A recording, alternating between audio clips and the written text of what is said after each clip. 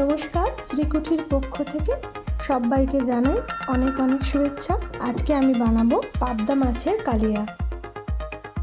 পাবদা মাছের কালিয়া বানানোর জন্য আমি প্রথমেই মাছগুলোকে ভালো করে কেটে নেব।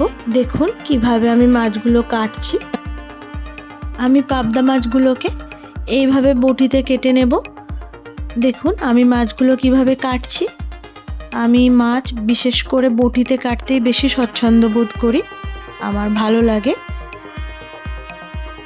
এই যে দেখুন এইভাবে আমি মাছগুলোকে কেটে নিচ্ছি। পাবদা মাছগুলো আমার কাটা হয়ে গেছে। পাবদা মাছগুলো ভালো করে কেটে ধুয়ে নিয়েছি। এইবার এর মধ্যে নুন আর হলুদ মাখিয়ে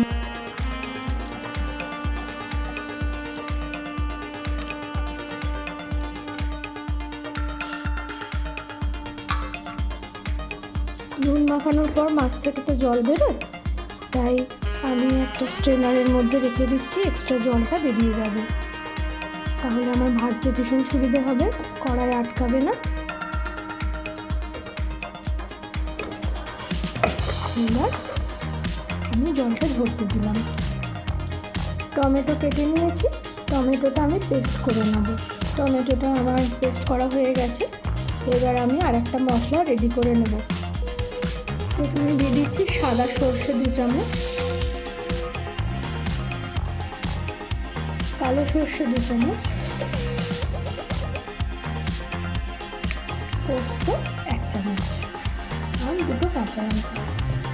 এটা আমি 10 মিনিট মতো ভিজিয়ে রাখবো, তাহলে সহজেই খুব স্মুথ পেস্ট তৈরি হয়ে যাবে।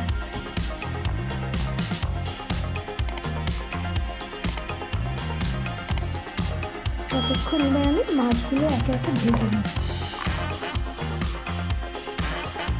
একটু তেল দিয়ে দিলাম।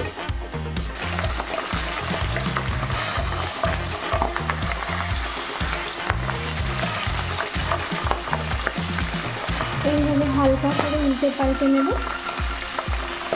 পাবদা মাছ বেশি কড়া ভাজলে ওর স্বাদ খুব একটা থাকে না।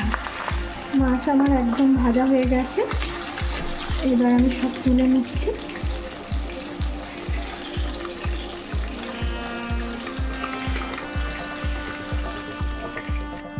মাছ ভাজা একদম কমপ্লিট।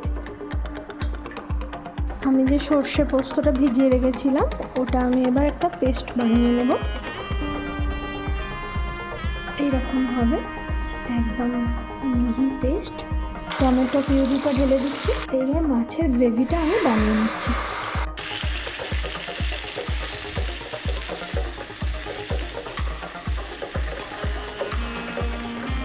এর মধ্যে দিয়ে দিচ্ছি সামান্য হলুদ গুঁড়ো, সামান্য লঙ্কা গুঁড়ো আর দিয়ে দিচ্ছি পরিমাণ মতো নুন। টমেটোটা খুব ভালো করে একটু ভেজে নিতে হবে, তবে গ্রেভির টেস্ট বাড়বে। টমেটোর একটা কাঁচা গন্ধ রয়ে গেলে না। এবার দিয়ে দিচ্ছি সর্ষে পোস্ত আর কাঁচা লঙ্কার পেস্ট। সর্ষে বেশি ভাজবো না, সর্ষে বেশি ভাজলে তেতো হয়ে যায়।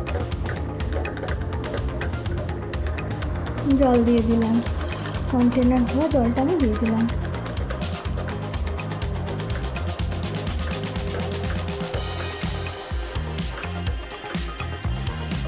গ্রেভিটা ফুটে উঠলে তারপর আমি মাছগুলো এর মধ্যে দিয়ে দেবো। মাছ ভাজাগুলো এবার আমি গ্রেভির মধ্যে ঢেলে দেবো। গ্রেভিটা ফুটে গেছে, এবার এর মধ্যে আমি মাছগুলো একে একে দিয়ে দেবো। পাবদা মাছ গ্রেভির মধ্যে একটু ফুটবে, এটা যত বেশি ফুটবে স্বাদ তত বাড়বে।